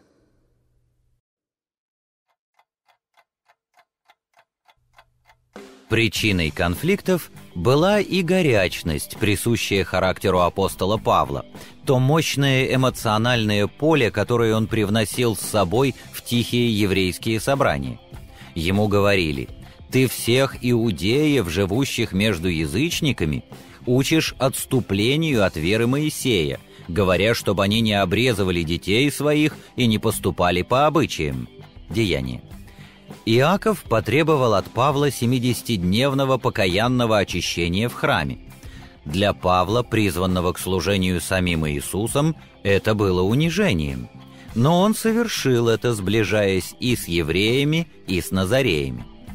Иудеи-фанатики обвинили Павла в том, что он якобы ввел в храм язычника. В городе началась смута. В дело вмешался римский тысяченачальник, и Павел оказался перед судом. Однако Синедрион не был монолитен из-за религиозного раскола саддукеев и фарисеев. Этим воспользовался обвиняемый. Он возгласил в Синедрионе: «Мужи, братья, я фарисей, сын фарисея, за чаяние воскресения мертвых меня судят». Деяния апостолов. Сделался большой крик, и книжники-фарисеи оправдали Павла. О римском периоде жизни апостола Павла известно мало. Закованный в кандалы, он содержался в тюрьме, потом он жил свободно, но его стерег воин. Как и прежде, он проповедовал среди иудеев учение о Царстве Божием, при этом одни убеждались словами его, а другие не верили. Здесь, как и везде, после слов Павла «Да будет вам известно, что спасение послано язычникам, они и услышат», возникал религиозный раскол среди евреев, которые уходили, много споря между собою. Кроме того, появились люди весьма квалифицированные, с такими мозгами, которым может позавидовать любой современный философ. Я вот эти самые древние сочинения читаю с огромным удовольствием. А когда я пытался читать Бергсона или вот Дильта и всех прочих, вы знаете, читать-то осилил, но я не вынес огромного удовольствия. Просто прочел. И знаете, как-то не жалею об этом, а вот те нет. Например, главный вопрос для всех людей был таков. В мире есть зло. Откуда оно взялось? Если Бог создал мир и заодно создал зло, то значит, очевидно, Бог — дьявол. И он виноват во всех грехах. А если он хороший, то почему же он не исполняет хорошо? Значит, он не хочет. Тогда он не Бог, а дьявол. Вот кратко то, что тогда возникло. Где-то во II веке возникло учение о том, что дьявол-то был создан добрым, хорошим и светлым ангелом, а потом из-за непослушания стал плохим. Бог, но он же должен был проявить свои хорошие способности в этом плохом мире, а он нет. Опять ничего не получается. И вот тогда возникло учение гностицизм. От греческого «гнозис» — знание. Но гностики — это псевдоученые. Были 3 великих гностика, которые считаются нехристианскими: Валентин, Василит и Сатурнил, и один христианский гностик — Марцеллин. Я о них скажу кратко. Валентин и Василит говорили, что зло — это материя. Материя — это неон, то есть что не существует. А эон — частица света, которая падает в материю и оплодотворяет ее. И когда они из нее выпадают, вылетают, то это и есть путь наверх, путь к спасению. Все это было облечено в очень сложную философию и не имело успеха, и в то же время имело успех, но не имело последствий, потому что единственным способом спасения из этой материи рекомендовалась полная аскеза. И истинные последователи гностиков, они действительно были аскетами. То есть они не оставили потомства, и поэтому они ушли в 3-м поколении. Сатурнил, 3-й гностик, он в Антиохии работал. Он говорил другое. Есть тьма, есть свет. Частицы света упали в тьму, в материю. Она захватила часть духа и держит его. Вырваться надо. Надо только ее обесплодить. Материя — это плохо, а дух — хорошо. Но она останется, она не неон, она не дух. Но, в общем, сама по себе она ничто. Нечем ей развиваться без духа. Когда уйдет дух, не будет ничего. Ни людей, ни животных. Все уйдет обратно в землю. Будет просто тьма. Много он наговорил. Все это так. Но результат тот же самый. Отказ от жизни. Маркион был из Малой Азии. Очень был ученый человек. Сначала он был торговцем, потом занялся филологией и написал большой трактат о Ветхом и Новом Заветах, где он доказал вполне убедительно, и с моей точки зрения убедительно, что Бог Ветхого и Нового Заветов — это различные боги, и что поклоняться Ветхому Завету не нужно. А так как уже поклонение Богу Ветхого Завета вошло в обиход, то большая часть церковников его не признала.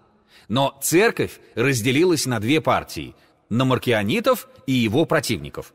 Победили тогда, к III веку, маркиониты, когда выдвинули довольно остроумную систему величайшего филолога мира, египтянина Оригена, который объяснил, что вот действительно с Ветхими и Новыми Заветами-то не получается. Но Ветхий Завет надо толковать не буквально, а символически. То есть как угодно, как хочешь, так и толкуй. Бог простит праведников, покарает грешников, праведников одобрит, грешников покарает, но потом, по милосердию своему, он их простит, и дьявола простит. И этим все закончится. Церковники тогда сказали: нет, дьявола простить нельзя, потому что он-то прощения не просит. Можно простить только того, кто просит прощения, а он не просит. Так его зачем же прощать? И отвергли его.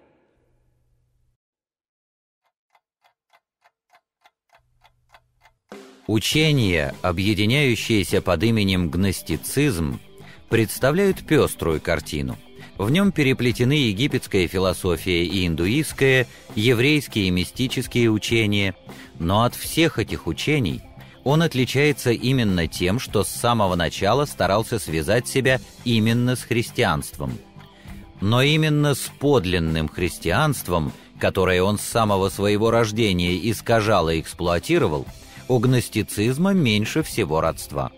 Для гностиков характерно навязывание себя христианству, подача знания за эзотерическое учение Христа, эксплуатация текстов Священного Писания, которые они знали прекрасно. Все это происходило от того, что гнозис зарождался в той же среде, что и христианство.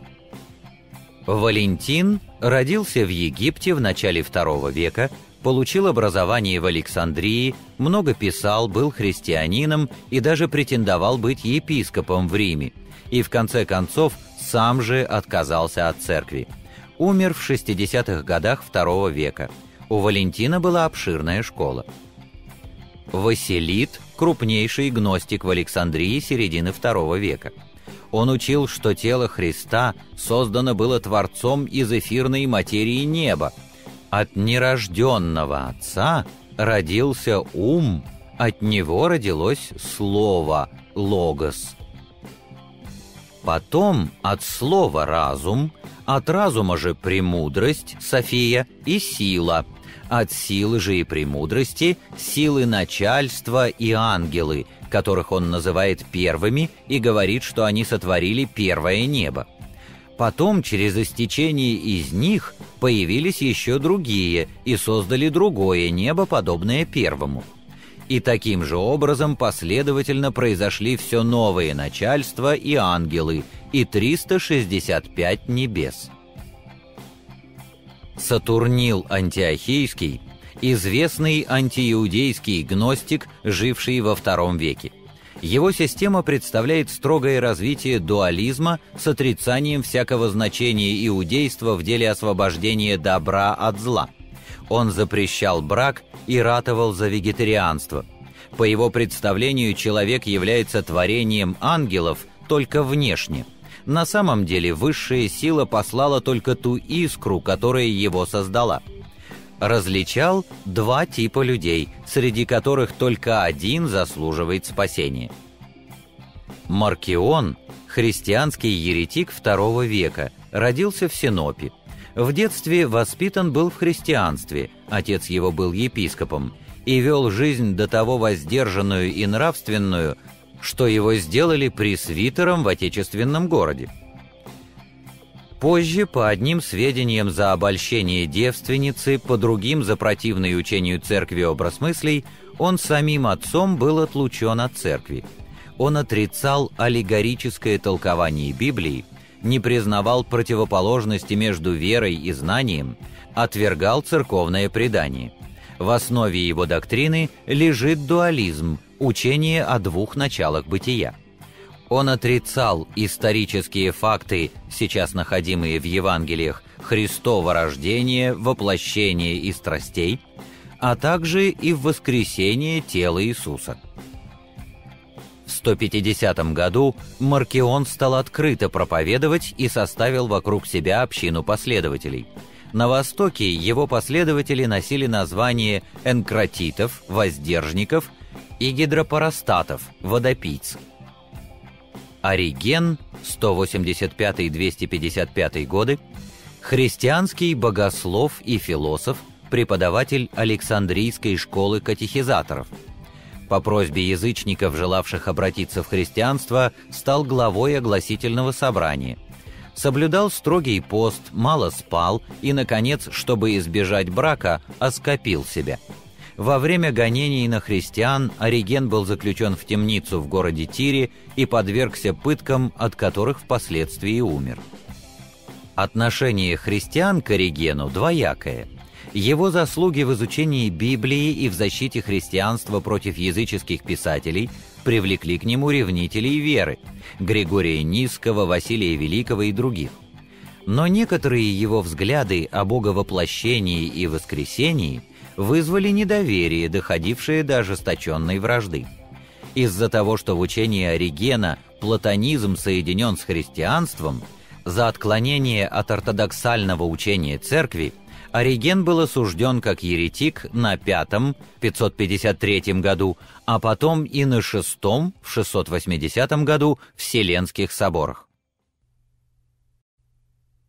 Я рассказываю всю эту фантасмагорию только для того, чтобы показать, как действует пассионарный толчок в условиях уже существующей системы, подобно тому, понимаете, когда вы продавливаете через мясорубку фарш, и он лезет через все дырочки, а не идет сплошным потоком.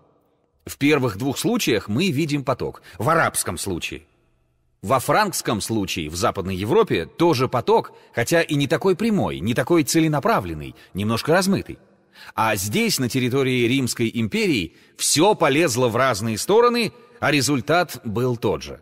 Вероятно, в движении сила. В то время сила была у христиан, потому что по закону о том, что тайные общества запрещались, Троян издал такой закон, все общества запрещались, и тайные, и явные, вообще нельзя было ходить никуда, даже общество сапожников было запрещено. Христиане рассматривались как общественная угроза. Почему?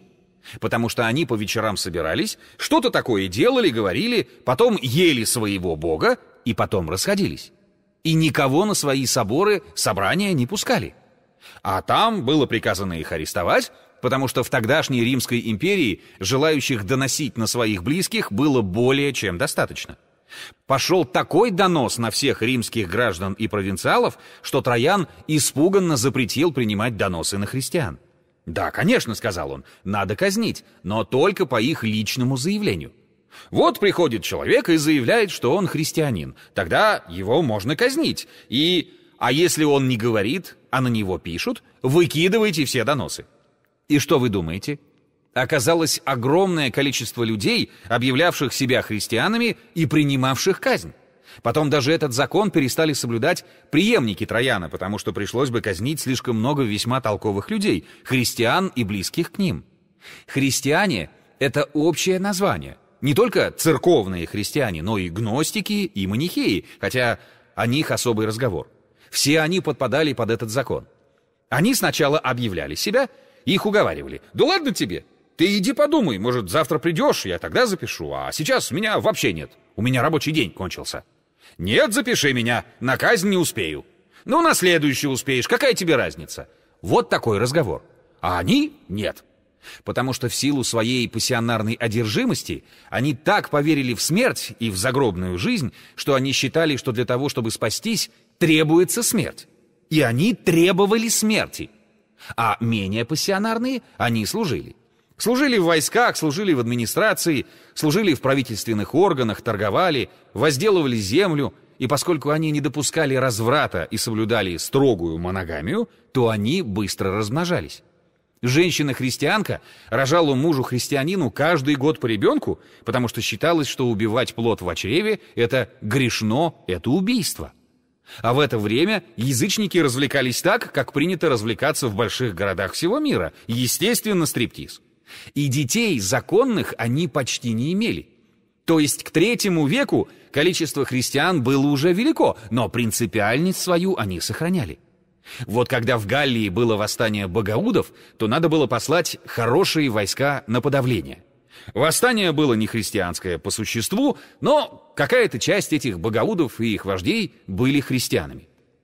А может и не были, но про них слух прошел, что они христиане. Считалось, что богоуды-христиане, которые убивали своих помещиков-латифундистов, бывших язычниками, что они действительно и делали.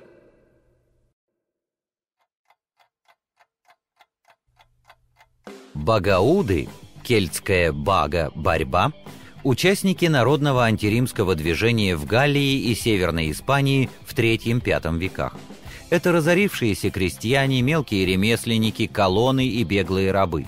Основным районом восстания были густые леса между реками Сеной и Луарой. Их предводители Амант и Элиан, провозглашенные императорами, создали армию, включавшую пехоту, комплектуемую из земледельцев, и конницу из пастухов.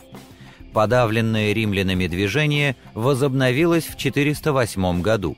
В 435-447 годах восстание охватило северо-западную Галлию, но было дважды подавлено римскими военачальниками Аэцием и Литорием.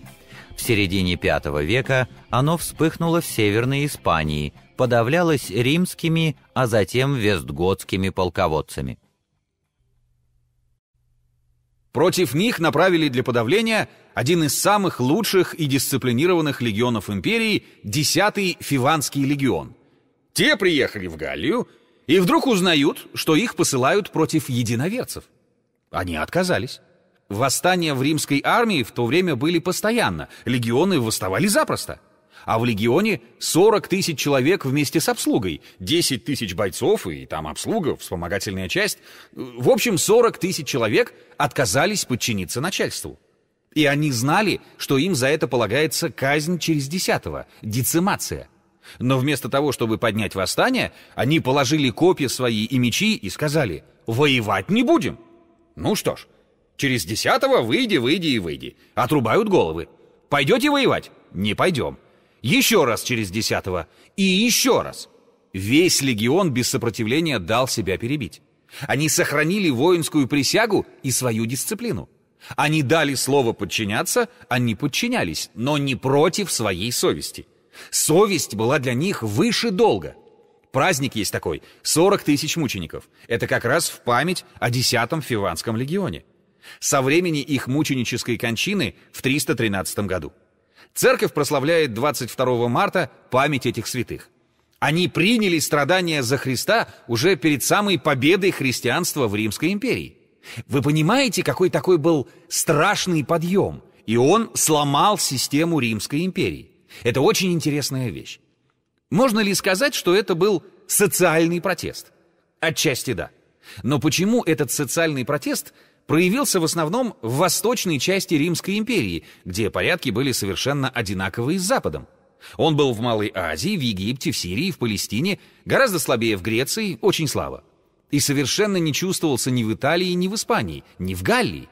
А порядки были одни и те же, и люди были одни и те же. Кончилось дело тем, что во время очередной междоусобицы после отречения Диоклетиана его преемники Константин и Максенций схватились между собой. И Константин, чувствуя, что у него войск меньше, он командовал гальскими легионами, а Максенций стоял в Риме, он объявил, что даст христианам веротерпимость, и позволил начертать на своем знамени вместо римского орла крест. Много легенд с этим связано, но нас интересуют не легенды, а факты. А факт заключается в следующем. Небольшая армия Константина разгромила огромную армию Максенция, и был занят Рим. Когда союзник Константина, владевший Востоком, Лициний, с ним поссорился, то небольшая и менее боеспособная армия Константина разгромила армию Лициния. Лициний сдался при том обещании, что ему будет сохранена жизнь, и, конечно, его казнили. Он негодяй и мерзавец был редкостный. В чем тут дело? Я думаю, что тут дело в том, что все христиане, которые служили в войсках, знали, что это их война, и что они идут за свое дело, сражались с удвоенным рвением. То есть они сражались не только как солдаты, но и как сторонники той партии, которую они защищали. Овладевшая их умами идея толкала на смерть, но толкала, естественно, только пассионариев. Инертных людей никакая идея никуда не толкает. Идея защиты язычества никого никуда не толкала, а были ведь люди талантливые и люди, которые защищали язычество. Философ Платин, философиня Ипатия, такие люди, как Прокл, Либаний, Ямвлих. Они были по таланту ничуть не хуже, чем гностики и отцы церкви. Но эти новые христианские идеи, вначале, пока на них не обращали внимания, сплотили вокруг себя пассионариев, и они победили. Константин, не ставший христианином, тем не менее дозволил своим детям креститься. И христиане оказались во главе империи. Тогда уже язычники оказались в положении плохом, то есть имели ограничения в прохождении службы. К этому все и сводилось, на хорошую работу не брали. Но поскольку пассионарность была, и она продолжала расти, и поскольку это пассионарные люди, то они мечтали действовать, а действовать стало где? Негде. И деятельность эта стала проявляться в таких довольно уродливых формах. Началось это все еще с Константина. Константин сказал, что, конечно, он церковь допускает. Соборы допускает, чтобы они собирались и обсуждали. Но он, как император, желает присутствовать на этих соборах для того, чтобы смотреть, чтобы не было какого-нибудь государственного непорядка. А он же язычник. Его нельзя было допустить. Тогда ему дали чин диакона с тем, чтобы, правда, все-таки самый младший чин, чтобы на этом основании он имел право быть допущен на собор. Император всей империи. Ну, Константин был человек практичный, он сказал, что ему все равно. А христиане африканские, наиболее горячие, заявили: ничего подобного. Какое дело императору до церкви? Мы сами по себе, он сам по себе. В гражданских делах мы ему подчиняемся, а к нам пусть не лезет. Это кричал то ли епископ, то ли диакон Карфагенской церкви Донат. И отсюда его последователи называли донатисты. Так как умеренные были, как всегда, в большинстве, то программа Доната не прошла и создала первый раскол в христианской церкви. Донатисты заявили, что новый порядок их не устраивает. Мученической-то смерти уже нет. Поэтому они создали такие группы или банды, которые ходили по дорогам около Карфагена, там, в Африке, находили какого-нибудь приезжего путника, окружали его и говорили: «Убей нас во имя Христа». Тот говорит: «Да вы что, с ума что ли спятили? Я мухи-то не убью, курицы зарезать не могу, а чтобы я людей убил? Отойдите от меня». Говорили они, «тебе мало не будет. Из тебя будет сейчас котлета, если ты только нас не убьешь». Ему ничего не оставалось делать, как брать у них из рук дубину и бить по темечку. Они падали, умирали и считали, что они идут в рай. Менее трагические, я бы сказал, и уродливые формы эта повышенная пассионарность при определенной конфессиональной доминанте приняла в Египте.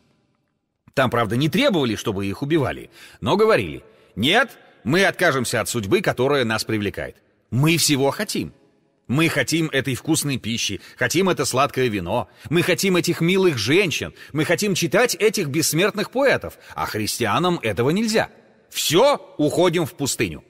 Уходили в Фиваиду, в Верхний Египет, и сидели там на крайне постной пище. Кусок хлеба, немножко воды, с тем, чтобы убить свою плоть.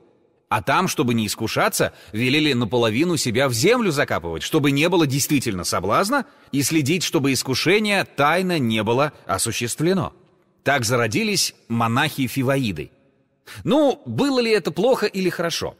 Я бы сказал, с точки зрения нашей географической, то есть охраны природы, и с точки зрения гуманной, это было очень хорошо. Потому что если бы этих страшных оголтелых пассионариев выпустить на природу и среди людей, то они бы таких дров наломали, что лучше пусть так. И даже те, кто там не сидели, они немедленно развили деятельность, которая отнюдь не пошла на пользу ни им, ни церкви, ни Византийской империи и вообще никому. Они начали проповедовать разные учения. Вот, например, в Александрии появился один пресвитер, священник Арий. Очень образованный человек, который сказал, что есть Бог-Отец и Бог-Сын. Значит, Отец раньше, Сын позже. Сын меньше, чем Отец. «А, — сказали ему, — ты что, хулишь Господа Бога нашего?» Ничего подобного. Отец и Сын — это просто названия, которые мы на нашем бедном языке даем, а они равны. Ну, казалось бы, поспорили и разошлись. Нет! Свалка, междоусобная война, аресты, доносы, наушничество. Первых императоров-христиан, наследников Константина Великого, обратили в арианство, и они начали преследовать противников Ария. Потом император Феодосий оказался связан с противниками Ария, по знакомству, конечно, поддержал православных, которые победили ариан. Арианство потом было распространено среди готов, вандалов, бургундов, вообще германских племен. То есть они оказались разной веры, и все из-за такого, я бы сказал, абстрактного спора. Но когда с арианами кончили, казалось бы, успокоились. Ничего подобного. Возник спор о том, Христос имеет одно тело или два. Божественное и человеческое или только одно божественное. О том, что одно человеческое, об этом и разговора быть не могло. Была в III веке такая идея у Павла Самосадского, но о ней не стали разговаривать. А тут еще начался спор. Дева Мария, она кто? Богородица или Христородица? Друзья мои, созвали собор в Эфесе в 449 году. Большинство стояло за то, что два тела и вообще, так сказать, ничего особенного. Но туда приехали египетские монахи, вот эти самые из фиваиды, в рясах из верблюжьей шерсти, надетых на голое тело, подпоясанные веревками, и вот с такими большими топорами. Они бегали по Эфесу и кричали: «Кто признает два тела в Господе нашем, того мы сейчас рассечем насмерть». Но начались заседания собора, монахи ворвались туда, переломали писцам пальцы. Митрополита загнали под стол и забили ногами, стражу разогнали. Создался такой кошмар, что пришлось перестраивать весь собор и переносить его поближе к столице в Халкидон, отобрать депутатов специально по спискам, окружить это войсками. И принять решение, которое вот сейчас лежит в основе христианской церкви, что вызвало отпадение египетской церкви. Они передались арабам. Скажите, пожалуйста, сколько времени? А вот это издержки пассионарного подъема. Зато когда Западная Римская империя, где не было такого подъема, стала легкой добычей варваров, повторяю, потрясающе легкой, Восточная империя, включавшая в себя Балканский полуостров, Малую Азию и Сирию с Египтом, удержалась. Она сохранила большую часть своих границ с небольшими потерями. Сирию потеряли и Африку. Но зато там христианская церковь получила все права под властью арабских халифов. Хотя было известно, что она совершенно самостоятельна, что она доказала, что она монофизитская, что одно тело в Христе, и поэтому она не зависит от Византии. Но ведь это было известно и раньше. Но тут самое главное, что нужно понять, что в истории этносов, в отличие от истории социальной, вред и польза не имеют никакого значения. Эти понятия здесь вообще не фигурируют. Так же, как в термодинамике положительная и отрицательная энтропия, в общем, не говорят, что одна лучше, а другая хуже. Это явление природы, которое мы наблюдаем, исследуя историю как статистический процесс. Из всех этих религиозных споров, если кто-нибудь и выиграл, так только языческие философы, которых христиане, боровшиеся между собой, оставили в Афинах без внимания. И те обучали философии Платона и Аристотеля до того, как начали утихать страсти. А начали они утихать в VI веке, когда Юстиниан, наведший порядок, выгнавший несториан, договорился с монофизитами, поскольку их поддерживала его собственная жена Феодора. Он расправился с греческими философами, прикончил античную мудрость, закрыл Афинскую академию. То есть, как видите, даже спад пассионарности, остановка ее подъема для культуры сыграла роль, я бы сказал, весьма прискорбную. Хотя и здесь мы не можем говорить о том, что полезно, что вредно, потому что прежде всего вопрос «для кого?» и вопрос «для чего?». А на этот вопрос ответить нельзя. А во-вторых, явления природы не могут быть ни добрыми, ни злыми. Собственно говоря, эпоха подъема, мне не хочется переходить к акматической фазе, но остановимся еще на последнее время, у нас осталось 10 минут, на том, как отражается эпоха подъема на культуре. Как я уже сказал, арабы, пассионарии, никак не повлияли в эпоху подъема на их культуру. Потому что арабские пассионарии довольно быстро из этой системы ушли и занялись своим делом.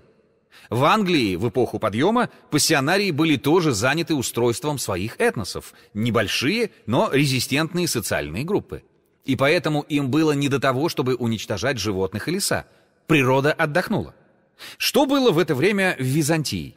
В Византии был тот же процесс, то есть было не до природы.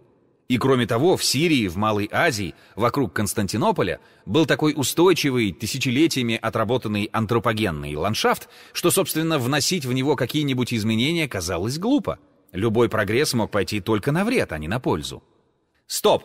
Должен был бы мне сказать профессор Покшишевский, который занимается урбанизацией всего и вся. А как же построение города Константинополя? Ведь Рим-то причинил колоссальнейший вред всему Средиземноморью. Константинополь был вдвое меньше Рима, но тоже большой, от 900 тысяч до 1 миллиона жителей. И, казалось бы, должно быть то же самое. Но нет. Никакого вреда природе этот город не причинил, хотя и был окружен длинной-длинной стеной. Стена потребовала массу камня и массу работы. В нем были великолепнейшие здания, вроде собора Святой Софии. По ее подобию был выстроен тот греческий собор, который у нас был в конце Жуковской улицы на углу Греческого проспекта. Вот такой же, большой и очень красивый. Там были дворцы, бани, ипподром. И кроме того, люди-то жили не в квартирном плену, как сейчас, но они жили в небольших коттеджах, как мы бы сказали, окруженных садами. То есть Константинополь был город-сад. И когда я спорил с Покшишевским о том, что не урбанизация делает ущерб природе, а люди определенного склада, и привел ему в пример Константинополь, он, зная дело, сказал: «Ну так ведь это же был город-сад». А я говорю: «А кто вам в Москве мешает заниматься озеленением?» Я оказался победителем, но статью напечатал он. А мой ответ месяц не был напечатан, потому что сейчас письма в редакцию называют «непечатный труд». Потому что никакое письмо и никакой протест в редакцию после того, как вас оболгали, не принимают.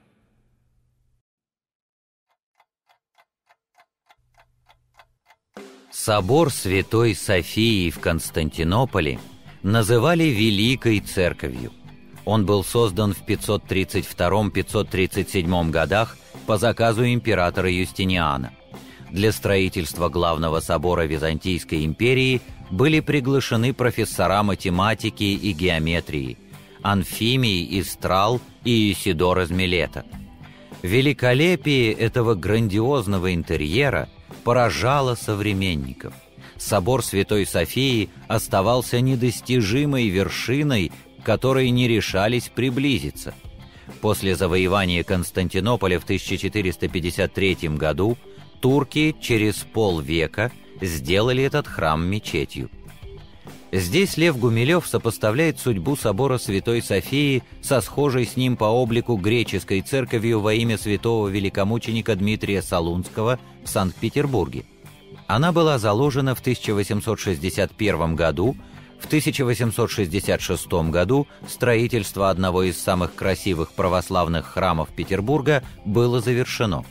Она представляла собой один из лучших в мире образцов византийского зодчества и до 1962 года гармонично замыкала улицу Жуковского в месте ее пересечения с Лиговским проспектом. В 1960-х годах усилились атеистические гонения, и чтобы построить большой концертный зал «Октябрьский», в 1962 году ее взорвали. Ну вот. Так вот, таким образом создалась система, которая не нарушила биоценоза, оставшегося от древних, а только дополнила их построением великолепного города, жившего, в общем, за счет своих собственных ресурсов и привоза из далеких стран. Чего не хватало жителям Константинополя, скажем мы, как экономика-географы? Ну, в садах у них всяких фруктов было достаточно, виноград, то есть вино у них было свое.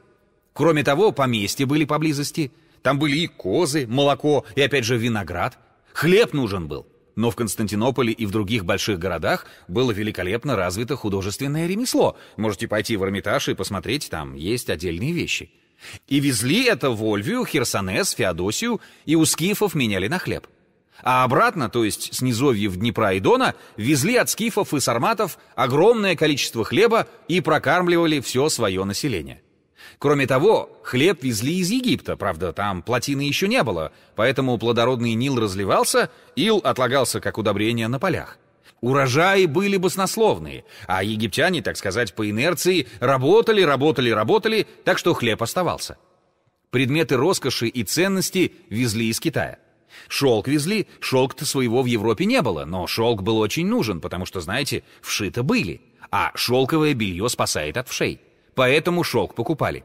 Китайцы с удовольствием его продавали сагдийцам и отдавали даже бесплатно как дань своим кочевым соперникам, а те им давали красивые изделия, всякие чаши, инкрустации, мечи, ожерелья, браслеты для женщин. Ведь женщины-то красивые, и вещи красивые любят, и поэтому богатыри, древнетюркское «богатур» — храбрый воин, то есть тюрки, с удовольствием били китайцев, отбирали у них шелк и меняли у греков на подарки своим женам. Так что они получали даже и ботинки, и в общем торговля шла. Пассионарный толчок в Византии унес огромное количество человеческих жизней и культурных памятников, но для природы оказался спасительным. Заметим это, и в следующей лекции перейдем к рассмотрению акматической фазы, которая отчетливо прослеживается в истории. Я кончил.